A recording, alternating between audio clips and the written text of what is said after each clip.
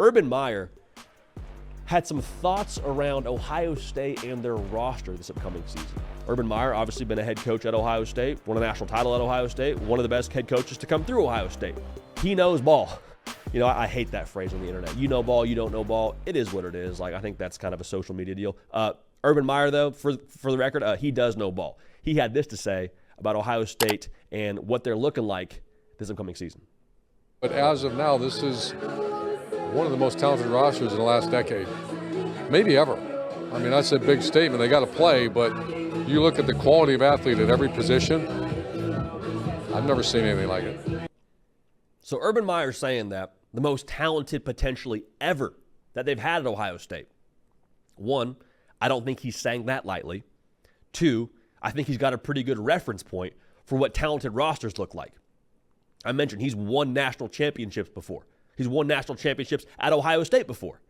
And if you don't trust Urban Meyer, you don't think that he's being 100% truthful because he's maybe a little bit biased to Ohio State because he coached there.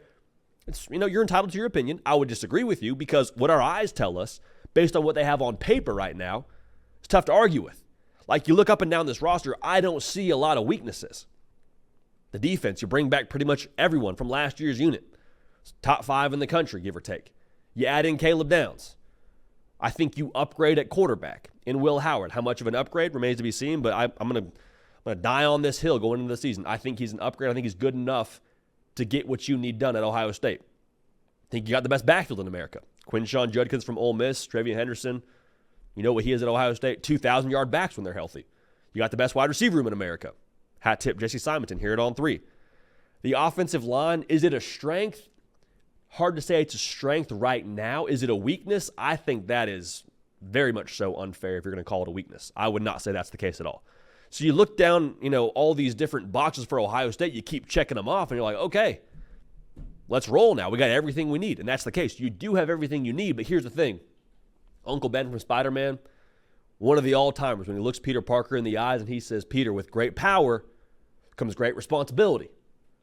Now, I don't know who's having this conversation with Ryan Day, but with great roster talent comes great responsibility and great expectations, and that's where you sit right now in 2024. Because Urban Meyer is saying they're the most talented ever, that's 100% true. But talent hasn't really been the issue for Ohio State. Like, you got C.J. Stroud and Marvin Harrison Jr., 2 top 10 picks on your roster, and you're falling short against Michigan. And it's unfair, but at the same time, it's what you sign up for when you're the head coach at Ohio State. You got to beat Michigan. You got to win national championships. He came however far away that kick was from the left upright and going and playing for, and I believe winning a national championship when they lost to Georgia in the semis, and I think they would have absolutely body-bagged TCU, but it is what it is. It's 0-3 the last 3 tries against Michigan. I think this is an interesting thing to look at, though, when you look at how Ohio State is poised to play in 2024. Because if talent isn't the issue, then what's the issue? Is it scheme? Is it X's and O's? I have a hard time believing that. To add more fuel to the fire for Ohio State in 2024 and, to add more juice to the hype train, you went and got a Big Ten head coach in Chip Kelly who's going to call your offense for you. And you got Jim Knowles, who is the mad scientist of defensive football and college football, running the show for you on defense. So, okay, check those boxes as well. I don't think it's X's and O's. I think from the outside looking in, it's fair to wonder the competitive makeup previously of Ohio State. Now, not still, but in those games against Michigan, it looked like Michigan was able to impose their will, had a little bit more fire, a little bit more juice. That was the case then. Now, every villain, man, they got an origin story. They do. Ohio State, the juice around them, or the lack thereof juice around them from losing to Michigan the last couple of seasons has been noticeable. And at first it was doubt. It was, can Ohio State beat Michigan? Can Ryan Day beat Jim Harbaugh? Can they get over the hump? It was doubt at first. That doubt, I think, this past offseason has turned into a little bit of disrespect. It has. And disrespect to me is a lot like stubbing your toe in a sports world. Like, when you stub your toe, you have 2 responses. You say, that hurts, feel the pain, cry about it, sit down, you ice it, you feel sorry for yourself. Or you go into Super Saiyan mode, say, gosh dang it, that hurt, fires you up, and then you get superhuman strength. So for Ohio State, how do they respond to the disrespect they've had this past offseason? I've said this many times. I think the failure to meet their goals these past couple of years may actually be their greatest asset in 2024. Because at this point now, there's no fear of the unknown. There's no fear of the worst case scenario if you're Ohio State.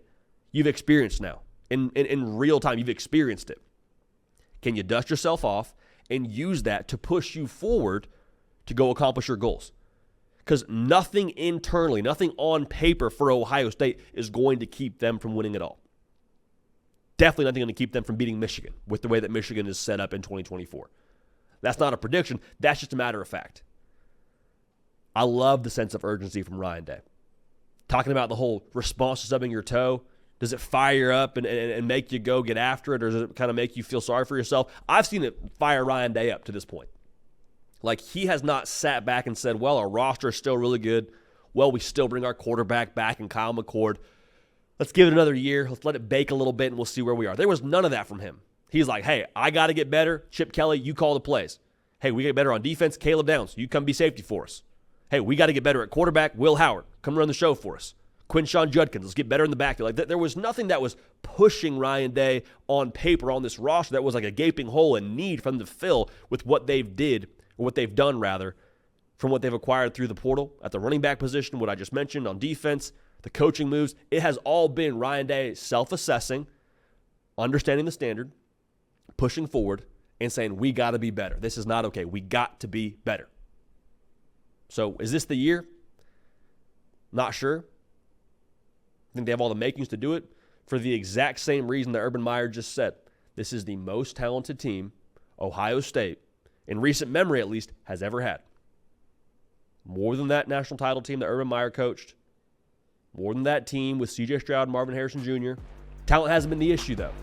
It's approach, from my understanding. It's competitive DNA from the outside looking in is how it looks to me. I think those are in better places this year, and I cannot wait to see what they do in 2024.